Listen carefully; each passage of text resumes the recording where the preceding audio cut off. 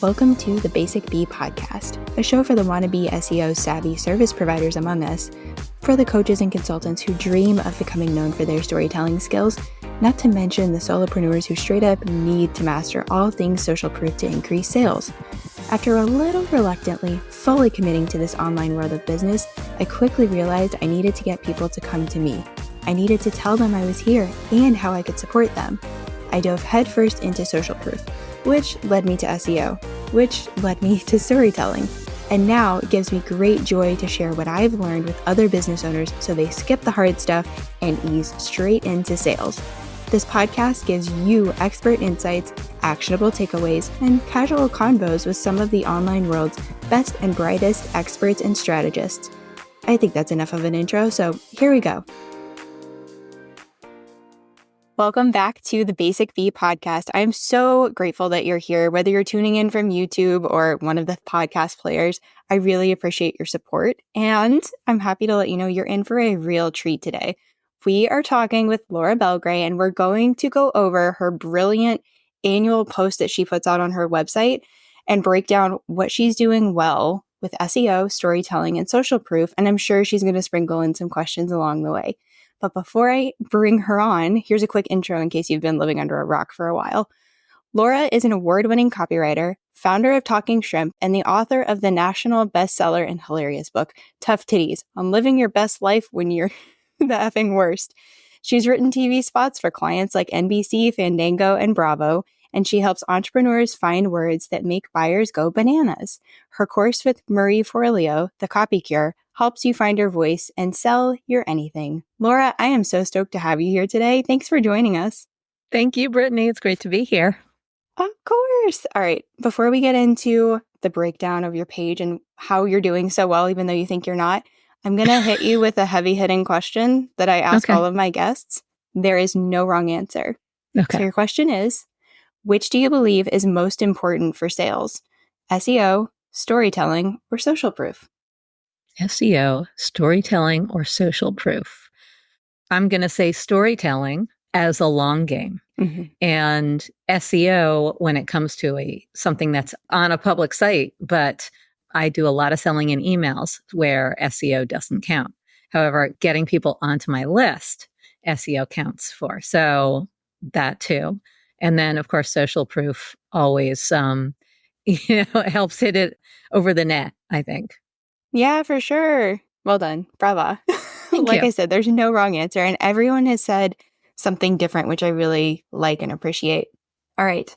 On to the brilliance of Shrimp Mucka. How'd I do? Did I do a good job? You did perfect. Shrimp Mucka. You did it. 10 times before we hit record. So I definitely want you to shout questions at me along the way.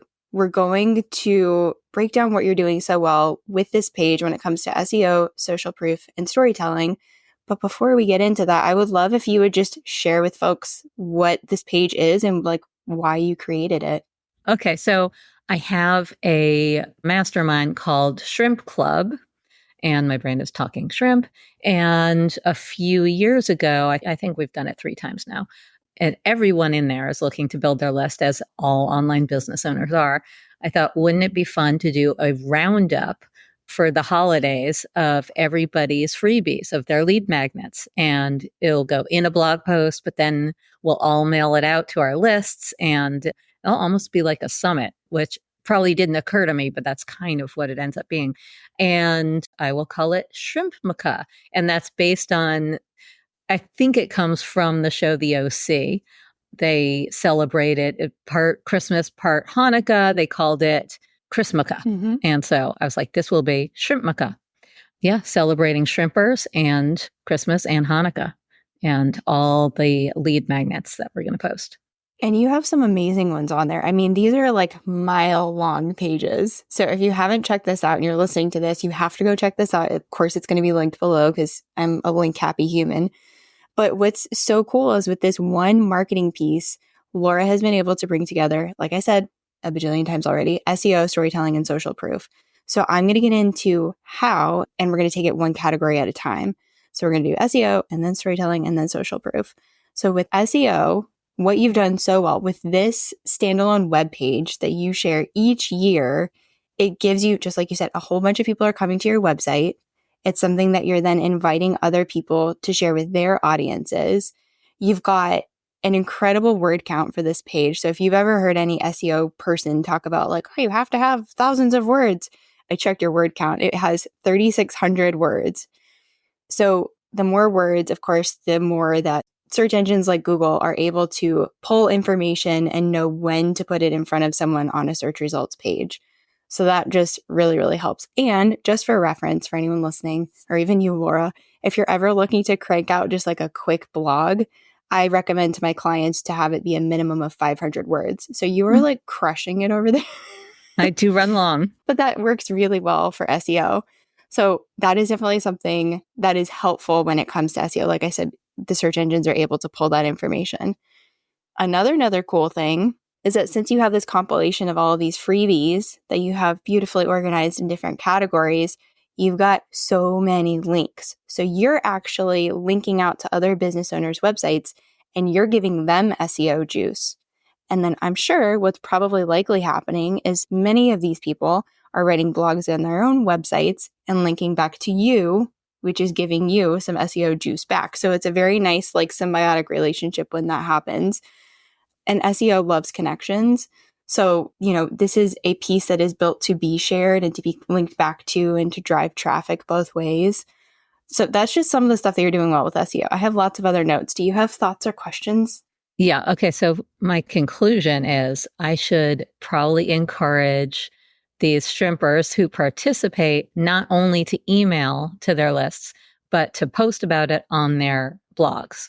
For sure. That would be really, really helpful. Even posting in Instagram stories or having a post on Instagram or including it in that link in bio, that would also be a link back to your website. And without getting too technical, what happens is that some websites like Google is very well respected and Google knows Google is great. So it's going to give itself a very high report card score. Instagram is the same deal. So when Instagram has a link from Instagram's site or app to your website, that SEO juice has sparkle powers on it. And it's just 10 times more excellent. So that could even be another thing that people could do. But blogs are amazing. And if you have a blog going to them and they have one coming to you, it's just happy vibes all over the place. Yeah. And does Google respect all social platforms as much as it does Instagram? Is it the same juice if you post the link on Facebook or Threads or even formerly known as Twitter? Formerly known. All of them have their third iteration of names. That's a great point. So if you ever Google, even Google your own name, you'll notice that LinkedIn typically comes up pretty high, your website comes up pretty high, and Facebook generally comes up pretty high up on page one. Yeah. So I know LinkedIn it really loves. Pinterest is another one. But LinkedIn, I would say, is probably the best bet for people to post and to have the most SEO juice. Good to know. I'm so going to overuse that.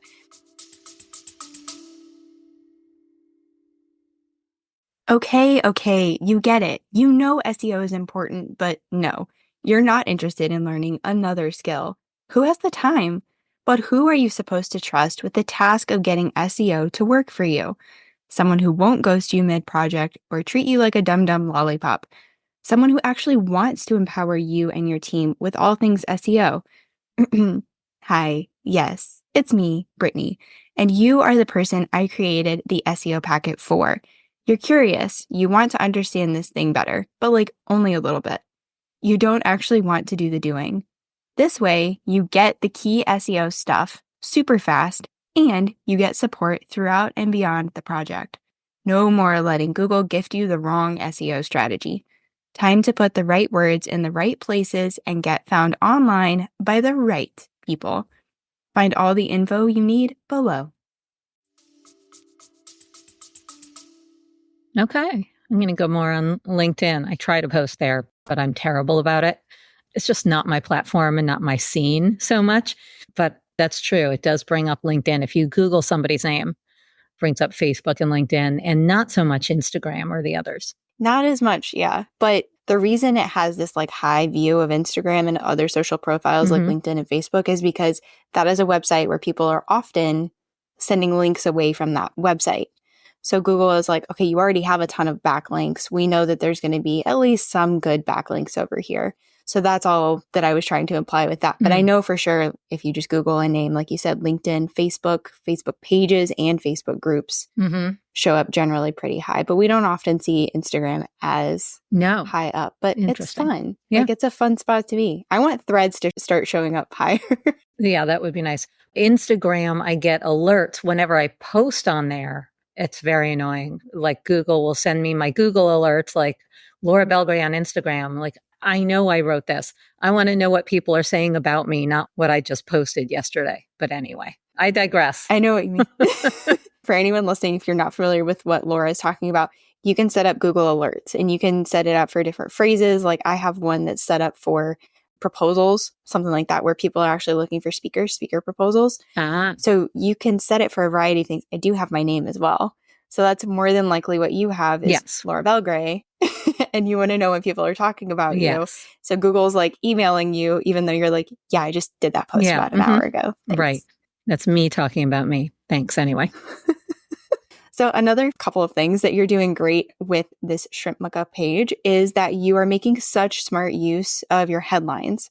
For anyone listening, please stop sleeping on these headlines. That is a key place to put keywords. And even if you're like, I don't know what keywords to use, honestly, if you're just being intentional with the words and the phrases that you're using, you're going to be nailing it at least close to like 85% of the way.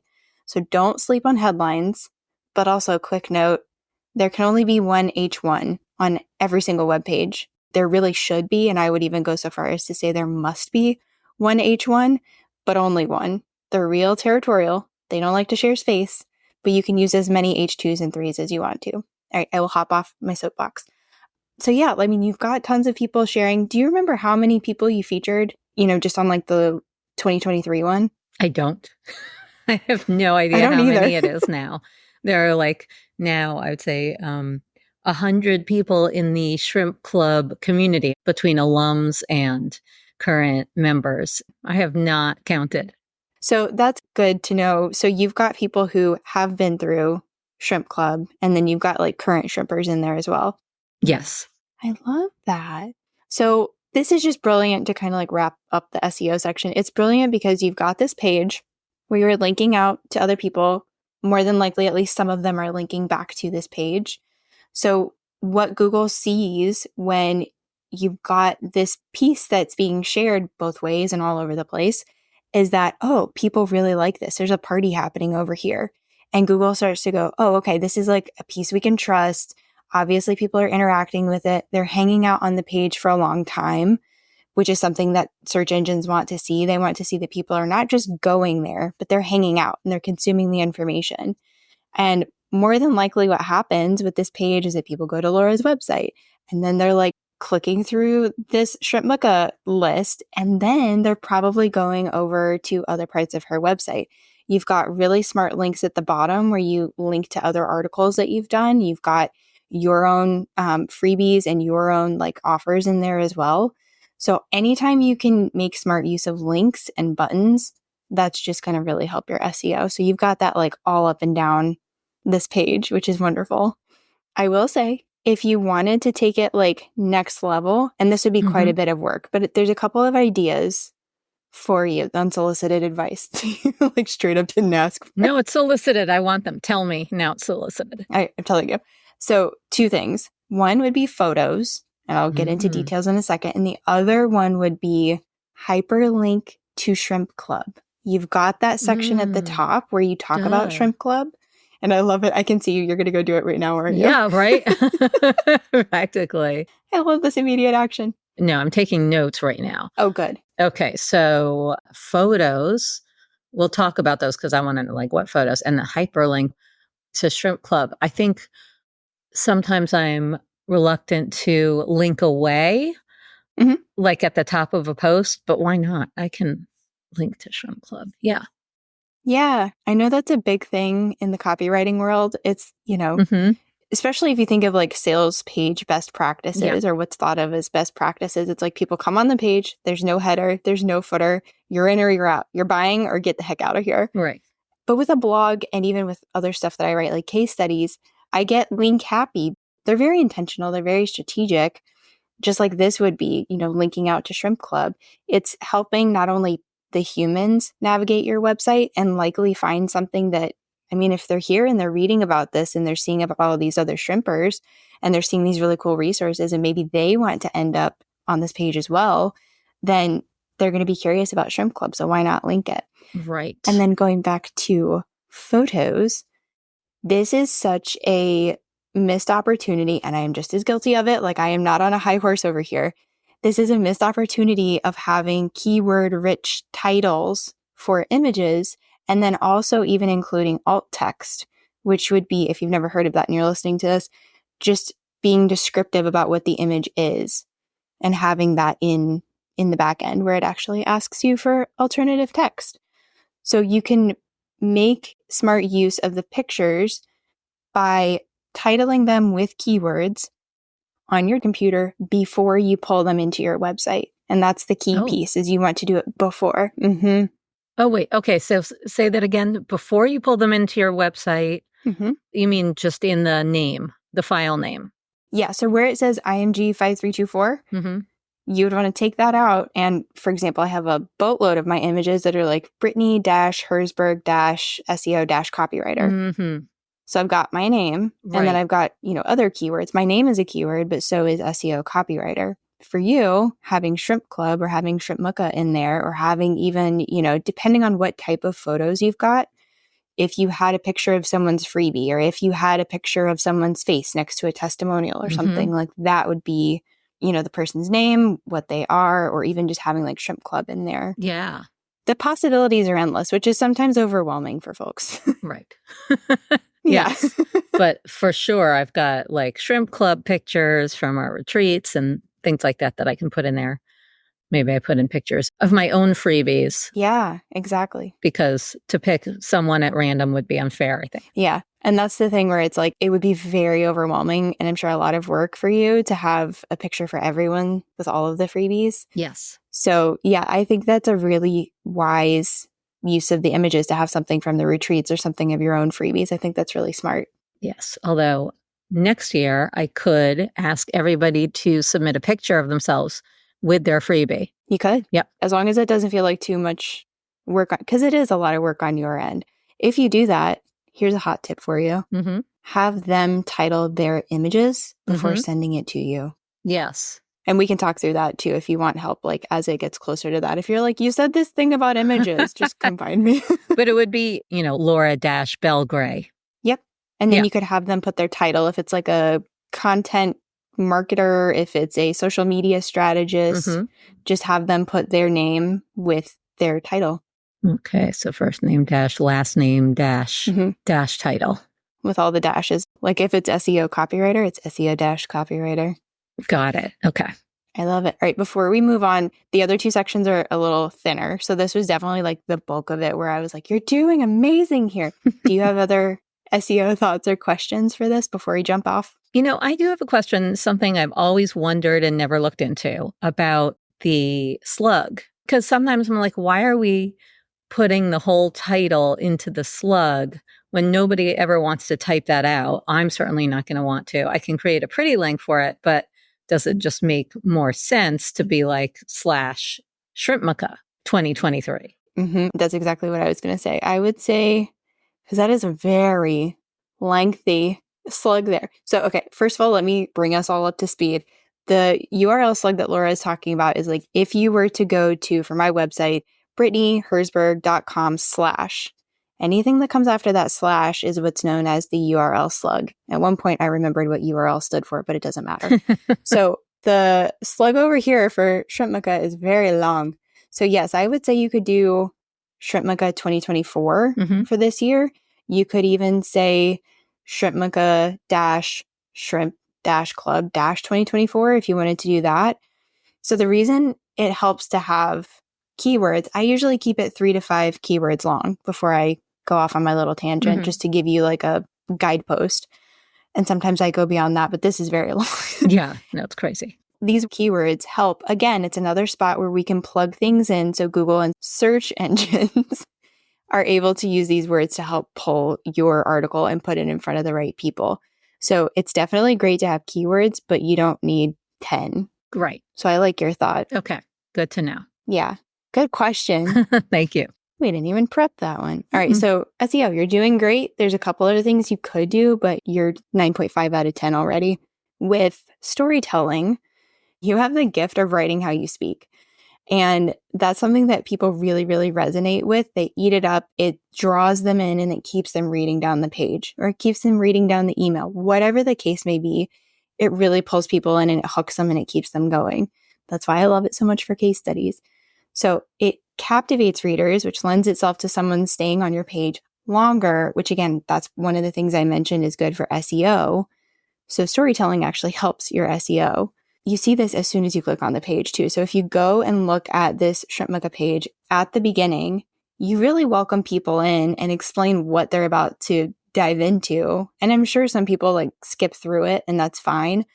But all of those words on that page, again, are going to help those search engines to put this page in front of the right people who maybe aren't on so-and-so's email list or aren't following this other person on Instagram.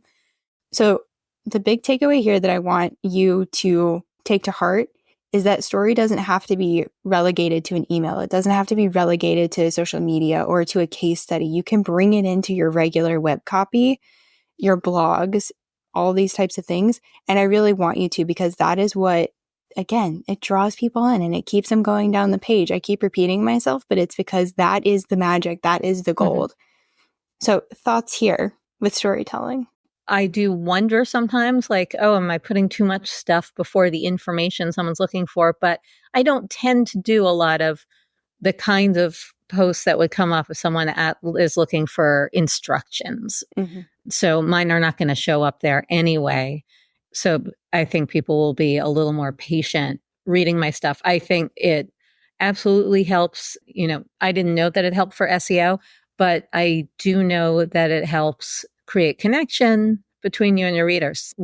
If I land on someone's page because I found them through Google, I usually get no sense of them. And rarely am I going to sign up for their list or poke around. I'm just like, thanks, got the info. If there's some kind of story there, yeah, bye. So, so much for like, quote, delivering value. Yeah. If it doesn't connect somebody with you in a meaningful way, then what's the point? So I have always put story in everywhere. Like I would never do a straight info post about anything.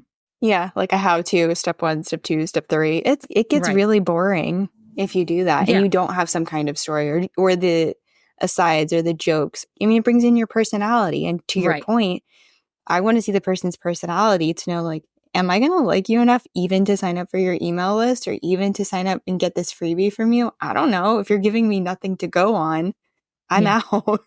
Right. So if you wanted to take the storytelling up a notch for the Shrimp Mucka pages, you could add one line in, and again, you've got like hundreds of people on there, I'm sure. You could add one line in from your perspective about the transformation each person went through, or one thing that stands out about the work that they're doing. That would be labor intensive on you, but if you felt like doing that, you totally could. Option 2 would be to get the contributors, get the shrimpers to share about their transformation of being in Shrimp Club, which would pull double duty as a testimonial for the next thing we're about to go into with social proof. So you've got options. One of them is more labor intensive on you. One of them is more putting the ball in their court and also having it pull double duty as social proof. Oh, okay. That would help social proof, but not SEO. It does. Oh, it does help SEO. Okay. Because what the brilliance is of that is that when they're explaining things, when they're sharing about their own journey of working with you, experience of working with you, it's naturally going to pull in keywords. Got it. So it's good for everyone. Like if I say this year. It's a win-win-win-win-win-win. This year I want one sentence about your transformation in Shrimp Club. Yeah. And you might get lucky. And I mean, some of us here in this room like writing a lot. We like sharing lots of thoughts. So you might get some people who are like, I just want to write a whole paragraph. So here you go. And you could either throw the whole thing in there or just pull out the line that stands out the most and use that. I'm sure you're going to have someone that's going to do that. Yes, probably so. Now, what do you think about it in terms of the layout of the page? Because it's very easy to read through the page, like to go down the list and pick and choose and see what's what. Mm-hmm. And if you had a sentence after each one, do you think that would start to junk it up and feel too bulked out? I mean, your pages run long, so I don't think that it would feel too lengthy for anyone, especially who's used to reading your writing. But also it would help because one bonus, and I'm sure this was part of your thought, but it might not be like the biggest reason why you did this. You're talking about Shrimp Club. You've got the shrimpers in here. If they talk about their experience, then that's just kind of like an added bonus. I don't think it would be too hefty. I mean, you have two options. I'm looking at the page right now. You've got the headline where it's the person's name, what they do, and then you've got the resource is in red and it's hyperlinked, and then you have the brief description of what the freebie is. You could put their quote under their name before we get to the freebie link. You could put the quote underneath the explanation. So you've got options there, and I know you have a website person, so they probably have their thoughts, and I always leave the design to them. But I don't think it would be too much. I think it would be kind of cool. Me as a reader and a consumer of this, I think it would be kind of cool to see that. Yeah. Okay, great. Yeah. Noted. Never have thought of that. Ta-da, leave it to me. Social proof and testimonials was my gateway into copywriting. So for me, that's always very top of mind. Yes. All right, before we jump to social proof, any thoughts on storytelling before we leave? Any questions, any clarifications or anything? No, I don't think so. Those are great ideas. So I'm excited. Yeah, I mean, you're already crushing it. These are just like if you want to get like a 12 out of 10. Yeah, sure. Who doesn't? All right, so when it comes to social proof, your entire page is filled with people who've been inside the Shrimp Club. So you're already showcasing your students, clients, members. I don't even know really what to call them other than shrimpers. But yeah, I call them shrimpers. So the fact that someone is even on the list builds instant trust from me, a reader, to someone who's on the list because they've already been in Laura's world. And I like Laura and I resonate with Laura. And so Laura is going to attract other people who are, you know, vibing kind of the same way. So that already builds instant trust between a reader and this person who's on the list. So if I then grab this freebie that's listed and I end up in so-and-so's world, I already have a little bit of like a rapport with them. So that definitely is social proof, not only for you, Laura, but also for the person who was in this article. So I think it's doing amazingly well. I find myself so often each year just like scrolling to see who's included on the list. I know some of the names by now. And now that I understand you've got some alums on the page, yes, it makes total sense where I'm like, oh yeah, that's why she's still over there. Oh, that's so cool. So I love that.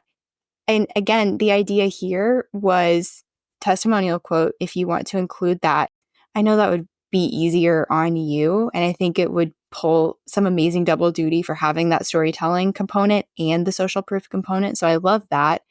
Another idea for you, and this would be a bigger deliverable, a heftier type of thing, is if you ever did do case studies on any of your shrimpers and you had, you know, it living on a blog or it living on a web page of its own on your website, you could include buttons to these various case studies around that person.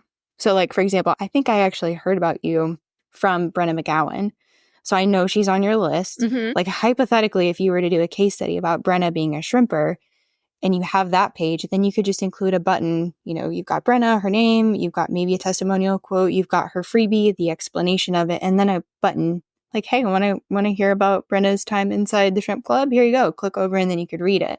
So that's just an idea where if you wanted to go like ham on the social proof, you could do that.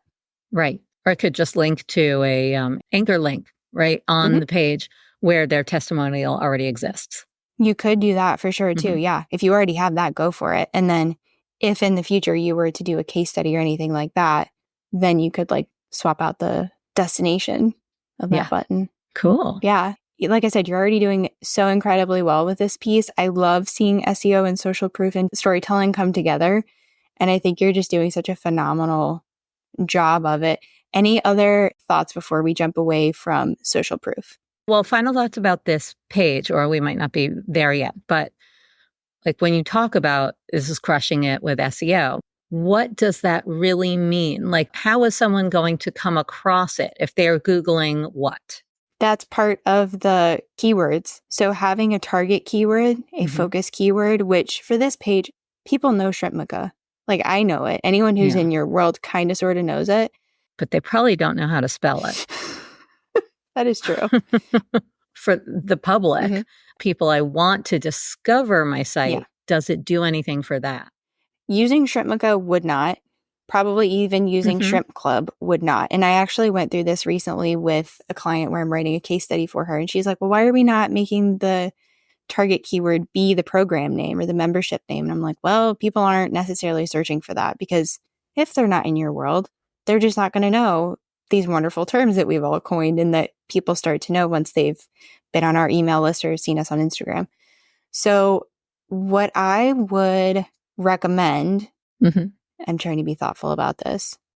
What I would aim for is like coming up with a term and not coming up with it, but like Mhm. focusing on a term where people come into the shrimp club for what? What is the result that they come in wanting? Or what is the stuck point for them where they end up being like, oh, the shrimp club, that's the thing for me. Do you have any ideas off the top of your head before I go? I've thoughts about that, but I think getting to Shrimp Club is a longer road, like someone who's already been in my world for a Mm-hmm. while. I actually don't want people who haven't experienced me in some form.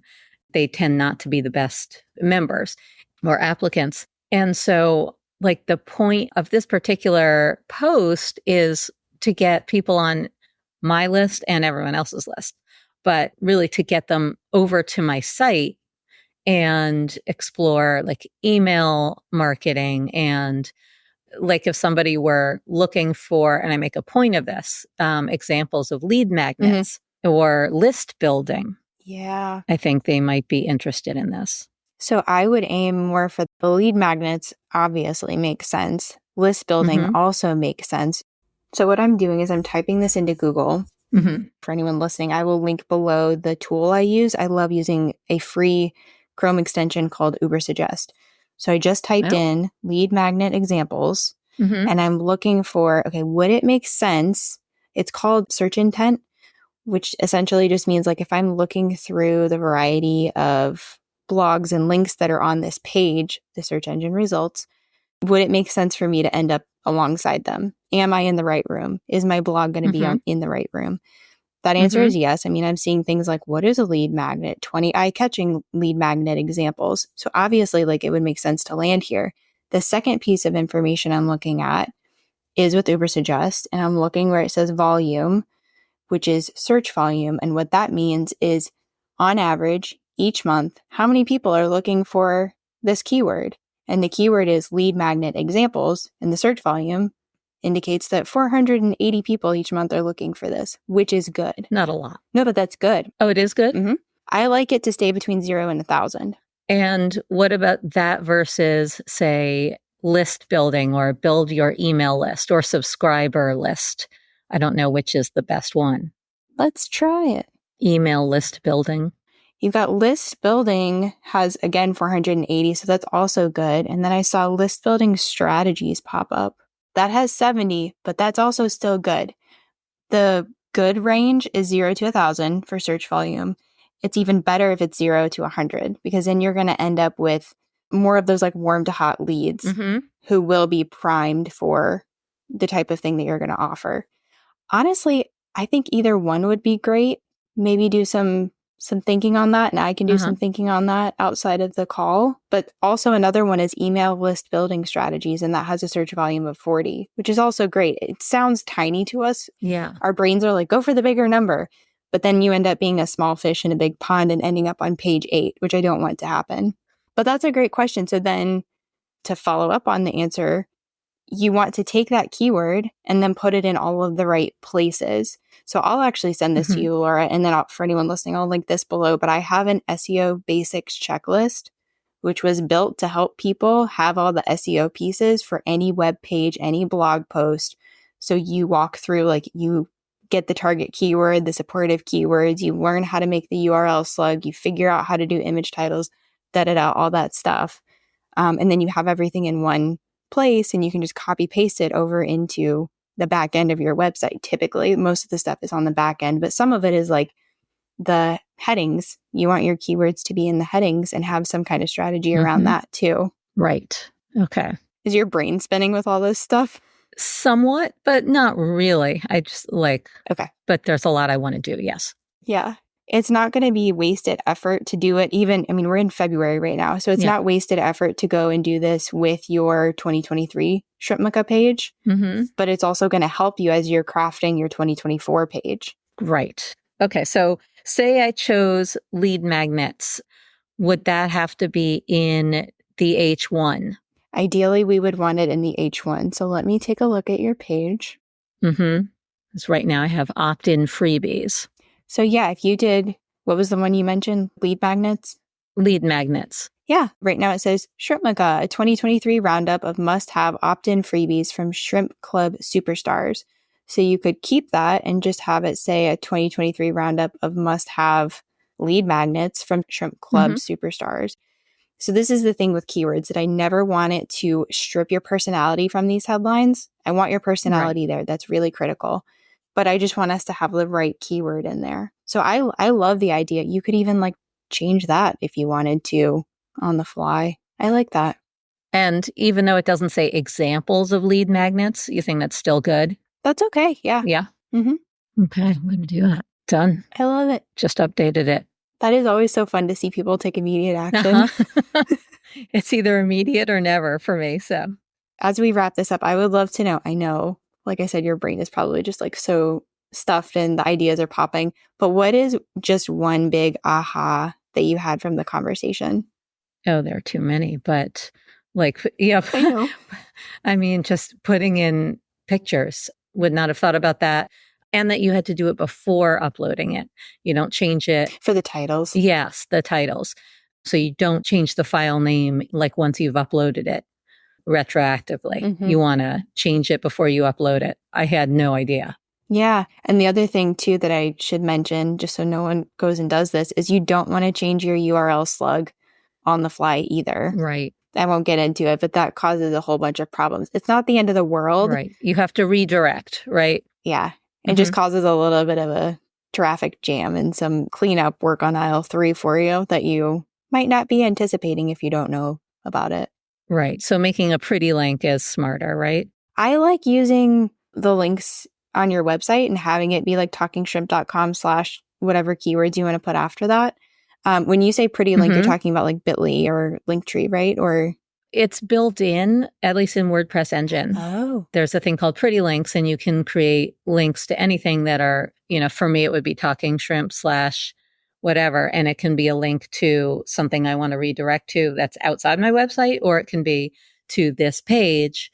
But that would mean you wouldn't have a problem with someone posting an old link that they had and everyone getting a 404. Gotcha. I don't think I know enough about that. I didn't know that WordPress had that. But yes, that sounds like a wise option.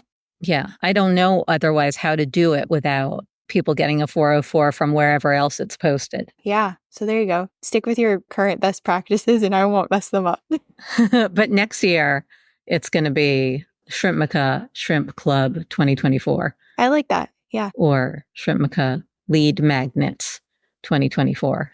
Do that. You think it's better to have the keywords you want in the slug? Yes, especially because I would go with Shrimpmaka Lead Magnets 2024 because you made it a point of saying you want people to come in a different door into your world of working with you. So I would not highlight Shrimp Club for that. Yeah. So Shrimpmaka Lead Magnets 2024. Okay, great. I love that for you. Noted. Me too. Awesome. Okay. Is there any other final thoughts here? And then I'll get into how people can find you and all that good stuff. No, I don't think any. I mean, I'm sure I'll think of plenty final thoughts later, but it was just great and eye-opening and fun to see. And it's nice to hear that I'm already doing it well with that page, because I've always considered myself an SEO dummy. I just couldn't bear to deal with it. And I don't like research. It's just not fun for me. So looking up keywords and all that kind of stuff. Maybe the Chrome extension will make it fun.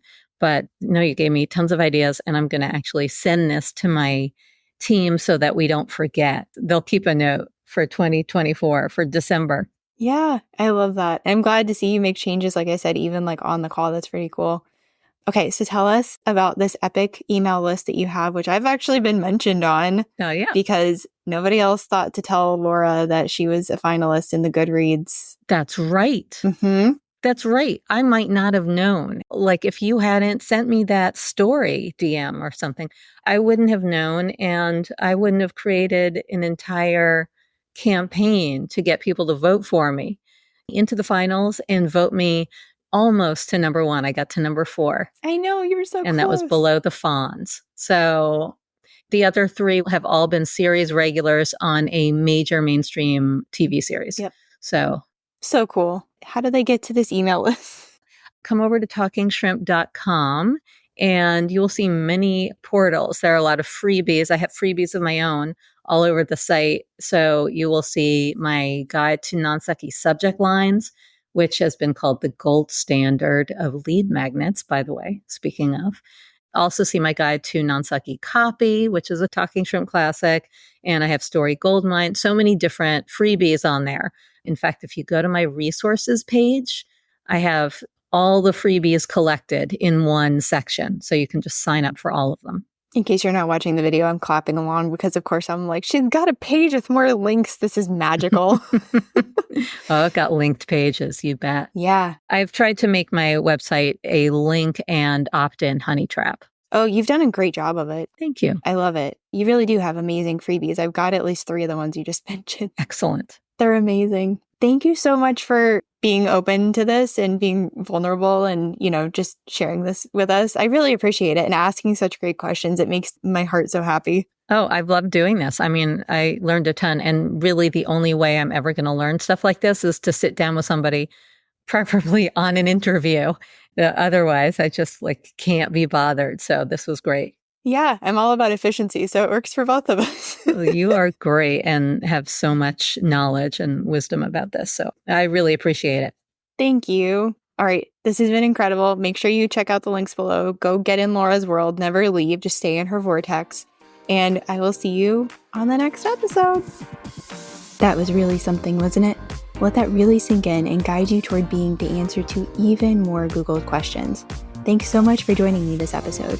You are the reason this show exists and that it keeps growing. Thanks to all those follows and reviews. If you know someone who could benefit from what was shared, send it to them. We don't do shy around here. If you thought of clarifying or follow-up questions while listening, you know what to do. Say hi on Instagram. Check the show notes for all the things that were mentioned, and I'll talk to you soon, friend.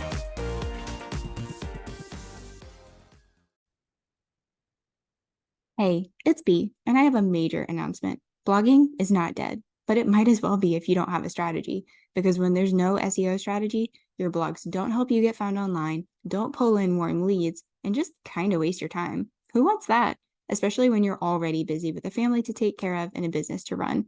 That's exactly why I created this 10-day email course to show you how to write a blog with SEO. You get 1 email each day with a task that'll take you 10 to 30 minutes. There's even a live call included where you get to ask me all your questions. This is perfect for you if you've taken a blogging break and are ready to get back in it, or you've never blogged a day in your life, but everyone is telling you to, and you can totally send your team member through the course. The link is in the show notes. Can't wait to see you inside.